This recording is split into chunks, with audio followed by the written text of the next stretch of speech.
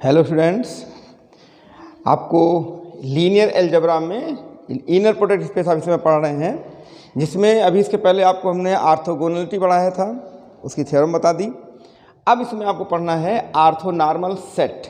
तो जो आपने आर्थोगोनल सेट पढ़ा था ये वही सेट है, बस थोड़ा सा इसमें एक एडिशनल कंडीशन अप्लाई कर दी गई है। वो जरा आप देखेंगे कि कोई सेट आर्थोगोनल सेट है, लेकिन अगर उसमें उस सेट के जो वेक्टर्स हैं उनका जो नॉर्म है वो 1 हो जाए, यूनिट है ना, तब हम आर्थोनॉर्मल सेट बोलते हैं। देखिए यहाँ पे हम लिख दे रहे हैं कैसे, let S be a set of vectors in an inner product space V, यानी वी में एस जो है कोई एक सेट है ना, जो वेक्टर्स का सेट है।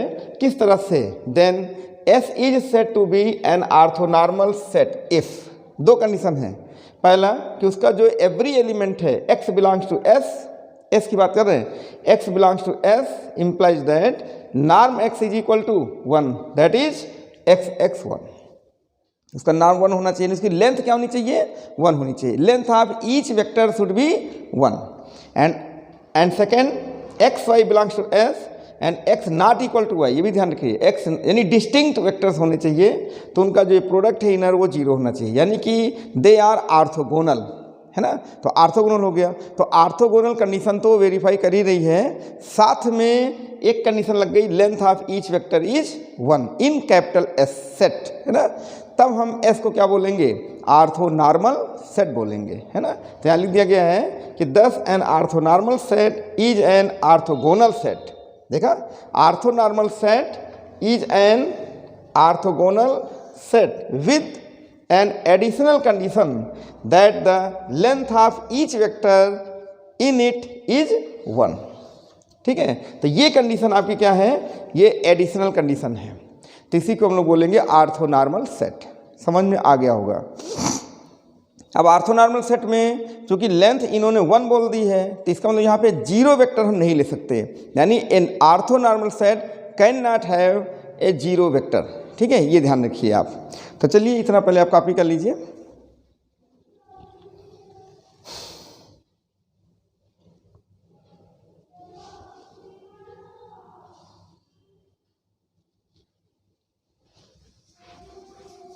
ठीक है,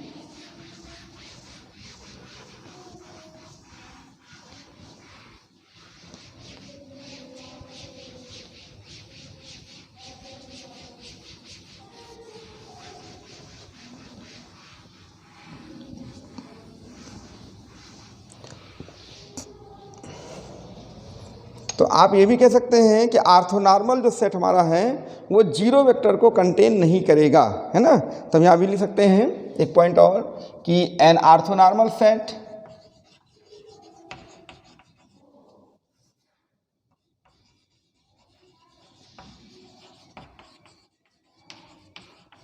can not contain the 0 vector. 0 vector contain नहीं करेगा, क्यों? क्योंकि 0 वेक्टर की लेंथ 0 हो जाती है, नॉट 1। 0 वेक्टर अगर है तो उसकी लेंथ 0 हो जाती है, जो कि 1 के इक्वल नहीं है। इसलिए ये जो है आर्थोनॉर्मल सेट 0 वेक्टर को कंटेन नहीं करता है। एक स्पेशल कंडीशन ये हो गई। दूसरा, हम आर्थोनॉर्मल सेट को एक दूसरे ढंग से जो है डिफाइन कर सकते हैं, वो भी जरा समझिए। अदर या फर्दर लिख सकते हैं। फर्दर लेट कैपिटल S 1 ले लेते हैं, be a finite set x1 x2 and so on xm, है ना। ऐसे ही लिख दो, कोई दिक्कत नहीं है। Be a finite set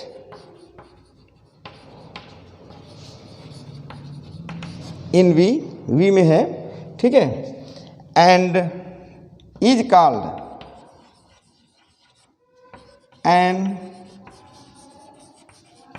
आर्थोनॉर्मल set if. Condition ये है कि इसमें कोई 2 डिस्टिंक्ट वेक्टर ले लीजिए, xi xj, इस तरह से ये हो जाता है क्रांकर डेल्टा ij। ठीक है, क्रांकर डेल्टा ij लिख सकते हैं। क्रांकर डेल्टा ij होता कितना ये भी समझ लीजिए आप। ये होता है 1 जब i और j इक्वल हों, ये हो जाता है 0 जब i और j इक्वल ना हो। कंडीशन देखिए आप, व्हेन आई, इसको पढ़ते क्या है, क्रानकर डेल्टा।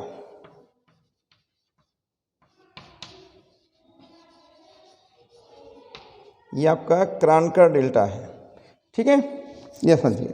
तो जब आई और जे इक्वल होंगे तो ये 1 हो जाएगा। तो जब ये इक्वल हो जाएंगे तो देखिए 1 1, जैसे हमारे आई तो आप जानते हैं सेम उसका नार्म बन जाएगा, है ना, तो 1 हो जाएगा, यूनिट हो जाएगा, ये भी कंडीशन आ गई।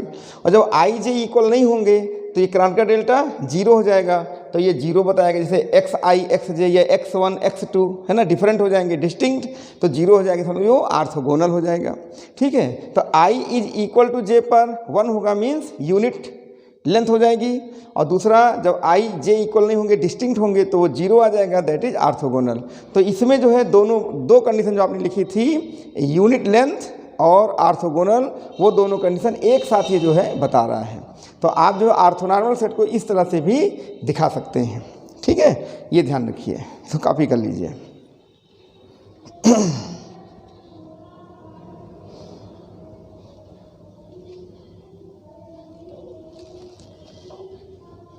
ठीक है,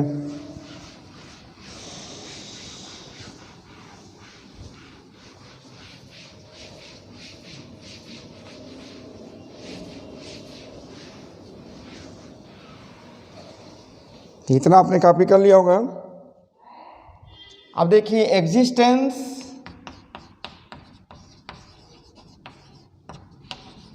ऑफ आर्थोनॉर्मल सेट।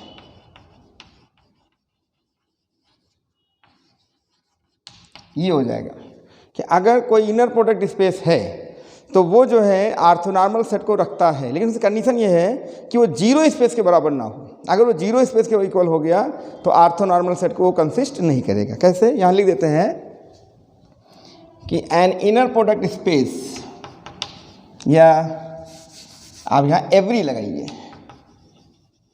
एवरी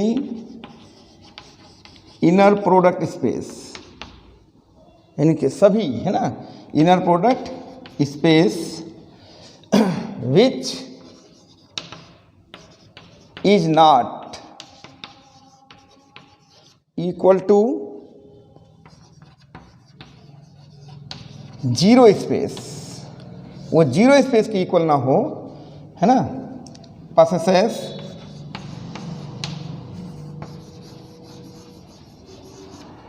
करता है द आर्थोनॉर्मल सेट।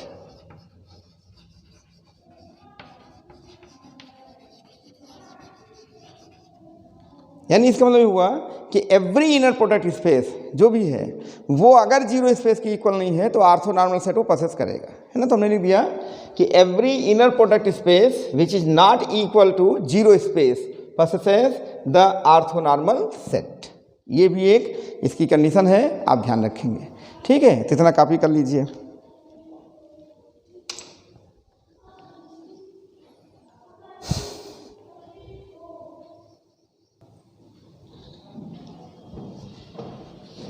अब एक थ्योरम हम ले रहे हैं यहाँ पर, हो जा ध्यान दीजिए। देखिए थ्योरम ये है कि any orthonormal set of vectors in an inner product space is linearly independent. ये आपको प्रूव करना है, ये जो है लीनियरली इंडिपेंडेंट है। तो आप जानते हैं कि लीनियरली इंडिपेंडेंट है क्या। जैसे मान लीजिए कि 10 वेक्टर हैं तो 10 वेक्टर्स में हम एक लीनियर कॉम्बिनेशन लेंगे, है ना। जैसे मान लीजिए तो एक के लिए हम आपसे कहते हैं कि A1 5 ले लो, A1 x1, A2 x2, A3 x3, चलो इतना ही ले लें, क्या दिक्कत है, 0 बार हो गया। तो अगर हम ईच A1, A2, A3 सभी को हम क्या कर दें, 0 प्रूव कर दें। ये जितने भी स्केलर्स हैं, जैसे 3 वेक्टर हमने लिए और इनके तीनों के जो स्केलर कोफिशिएंट्स हैं A1, A2, A3, each of them is 0, then the vectors x1, x2, x3 are linearly independent. ये चीज़ आपने पढ़ा है शुरू में, है ना। तो वो थोड़ा सा हमका पहले बता दें। तो यहाँ पर ये कह रहे हैं कि any orthonormal set of vectors, तो V का कोई भी आर्थोनॉर्मल सेट ऑफ वेक्टर्स ले लीजिए, ठीक है, आर्थोनॉर्मल होना चाहिए लेकिन। तो वो कह रहे हैं कि वो लीनियरली इंडिपेंडेंट होंगे, यानी आर्थोनॉर्मल सेट जो होगा उसके जो एलिमेंट्स होंगे वो सभी क्या होंगे, लीनियरली इंडिपेंडेंट होंगे। तो हम यहाँ पर क्या करेंगे, एक आर्थोनॉर्मल सेट ले लेंगे जिसे कैपिटल एस ले लिया। तो सीधे कैपिटल एस को हम लीनियरली इंडिपेंडेंट नहीं प्रूव करेंगे, हम उस कैपिटल एस का एक फाइनाइट सबसेट ले लेंगे। जैसे मान ली एम वेक्टर्स का ले लिए, तो हम उन एम वेक्टर्स का जो है लीनियरली इंडिपेंडेंट प्रूव कर देंगे। ठीक है, तो वो एनी फाइनाइट सबसेट था, तो इसलिए एवरी फाइनाइट सबसेट हो जाएगा। तो जब एस के every finite subset linearly independent हो जाएंगे तो एस स्वयं में इटसेल्फ लीनियरली इंडिपेंडेंट हो जाएगा। ये यहाँ पर हम करेंगे। तो देखिए जैसा इसमें लिख दिया है शुरू में, 2 लाइन देख लीजिए प्रूफ में कि let S be any orthonormal set of vectors in an inner product space V, यानी वी में एस जो है वो कोई एक आर्थोनॉर्मल सेट है ऑफ वेक्टर्स। उसके बाद हमने क्या किया है, आल्सो लेट S1, अब देखिए S1 क्या है, x1 x2 x3 up to xm, m elements का ये जो है be a finite subset of S। तो S1 जो है वो S का सबसेट है, ये ध्यान दीजिएगा। तो S का सबसेट है consisting of m distinct vectors, m distinct vectors हैं। तो let us suppose that a1 x1 a2 x2 am xm is equal to 0 vector. तो देखिए ये एक हमने कॉम्बिनेशन बनाया कि नहीं बनाया। तो अगर हम यहाँ पे a1 a2 so on am each of them को 0 प्रूव कर दें तो the vectors x1 x2 xm ये सभी क्या हो जाएंगे, लीनियरली इंडिपेंडेंट हो जाएंगे। तो लीनियरली इंडिपेंडेंट कौन होगा, S1 लीनियरली इंडिपेंडेंट हो जाएगा। तो S1 क्या है, any finite subset of S।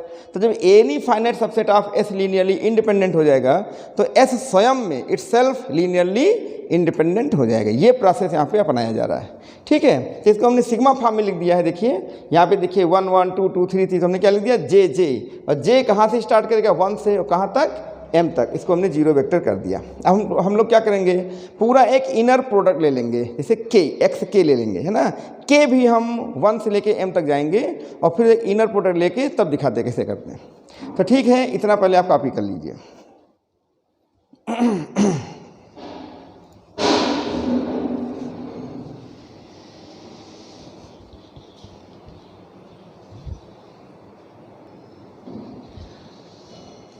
अब देखिए, तो ये हमने एक इक्वेशन ले लिया, a j x j is equal to 0 vector j from j is equal to 1 to m।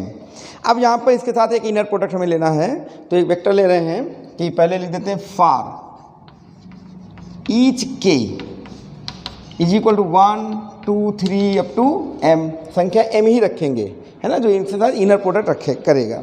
ठीक है, S1 में m एलिमेंट्स हैं, तो m एलिमेंट लीजिए। अब क्या करेंगे इसमें, सिग्मा ए जे एक्स जे और कामा एक्स के, एक देखिए इनर प्रोडक्ट हम ले रहे हैं, ये सिग्मा ए j x j comma x के, जे भी 1 से m तक जाएगा, के भी 1 से m तक जाएगा। अब ये बाई लीनियरिटी में इसको क्या लिख सकते हैं, ध्यान दीजिए, ये हो जाएगा सिग्मा ये ए जे को आप बाहर ले सकते हैं बाय लीनियरिटी, तो लिखा जा सकता है ये j is equal to 1 to m a j, और हम ब्रैकेट से इसको बाहर ले लेंगे एक्स जे कामा एक्स के, ऐसा भी कर सकते हैं, है ना। आप यहाँ लिख सकते हैं बाय लीनियरिटी। ठीक है, ये बाय लीनियरिटी आप लिख सकते हैं। ये इतना है, ये ब्रैकेट की कोई ज़रूरत नहीं है, आप इसको चाहे तो रहने दें। ठीक है, इतना बन जाएगा। अब इसके बाद क्या करेंगे, देखिए यहाँ पर सिग्मा ए जे एक्स जे कितना है, 0 वेक्टर। अब दोनों को अलग अलग काम करेंगे। यहाँ पर ये 0 वेक्टर है कामा एक्स के, इधर ध्यान दीजिए आप, सिग्मा ये j is equal to 1 to m a j, ये क्या बन जाएगा, क्रांकर डेल्टा जे के, आपको बताया जा चुका है। क्यों, क्योंकि ये आर्थोनॉर्मल सेट है, जब आर्थोनॉर्मल सेट है तो this product is equal to Kronecker delta j k. ठीक है, ये इतना ले लीजिए आप। ये जो 0 हमने लिखा है, ये कहाँ से लिखा है, फ्रॉम 1, तो इसको हम फ्रॉम 1 लिख देंगे, और साथ में x j comma x k is equal to Kronecker delta j k, इतना हम कर लेंगे। आप जानते हैं 0 वेक्टर के ये आपका 0 हो जाएगा। ठीक है, ये कितना हो जाएगा, ध्यान से देखिए, क्रांकर डेल्टा जे के में अगर जे और के डिफरेंट हैं तब तो जीरो होता चला जाएगा, और जे और के इक्वल हैं तो ये जो है आपका के हो जाएगा। तो हम यहाँ जे इज इक्वल टू के करके लिख देते हैं, तो डायरेक्ट हमें मिल जाएगा ए के, है ना। और यहाँ लिख देंगे कि क्रांटका डेल्टा जे के इज इक्वल टू 0, या पहले 1 लिख दो, 1 होगा जब j is equal to k होगा, और यही 0 हो जाएगा जब j is not equal to k होगा।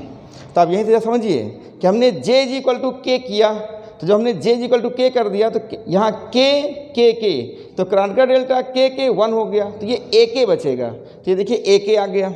फिर सुनिए, जब हम j के इक्वल नहीं रखेंगे, डिफरेंट रखेंगे, तो ये हर बार में 0 होता जाएगा डिफरेंट केस में, और जब 0 होगा तो वो टर्म समझिए सब सारे 0 हो गए, वो हमने नहीं लिया। तो यहाँ पे सिर्फ एक टर्म ऐसा बचेगा, जब j is equal to k होगा तो ये 1 हो जाएगा, then we find A k is equal to 0। तो here a k is equal to 0 for each k is equal to 1 2 3 dot up to m।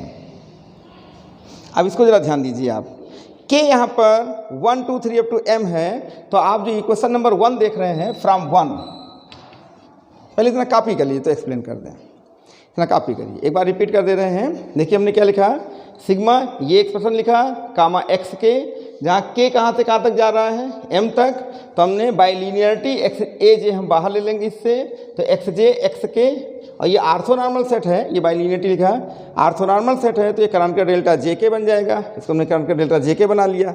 अब यहाँ पे केस क्या है कि ये तो आपका 0 बार है, 0 वेक्टर फ्रॉम 1 हमने किया है इसको, ठीक है। और यहाँ पे क्रांटका डेल्टा जो जे के है वो या तो 1 होगा या 0 होगा।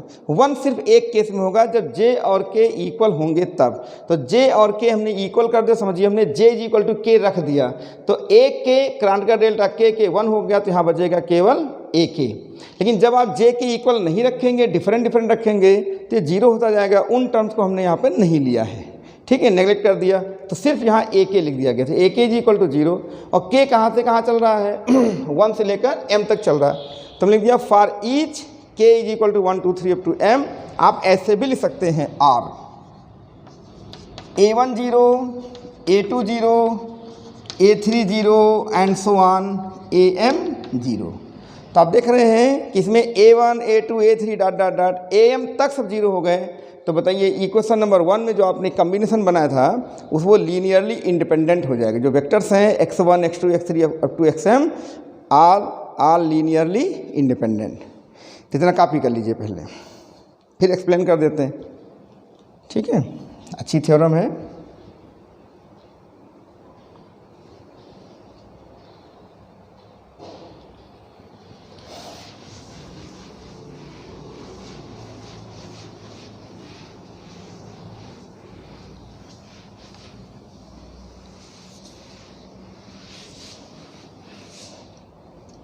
तो फ्रॉम 1 जो आपने लिखा था, चाहे सिग्मा है ना ए जे एक्स जे, एक बार फिर लिख देते हैं आपको याद आ जाए। ये देखिए 1 is equal to 0 vector or a1 x1 a2 x2 है ना a3 x3 and so on plus am xm is equal to 0 vector में a1 0 आ गया, a2 0 a3 0 and so on am 0। तो बताइए the vectors x1 x2 x3 xm are linearly independent.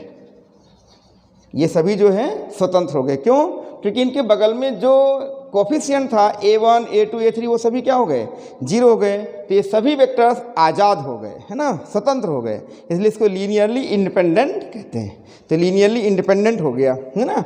Therefore S1 is linearly independent, क्योंकि ये S1 ही तो था, independent हो गया। और जब S1 लीनियरली इंडिपेंडेंट हो गया तो ध्यान दीजिए,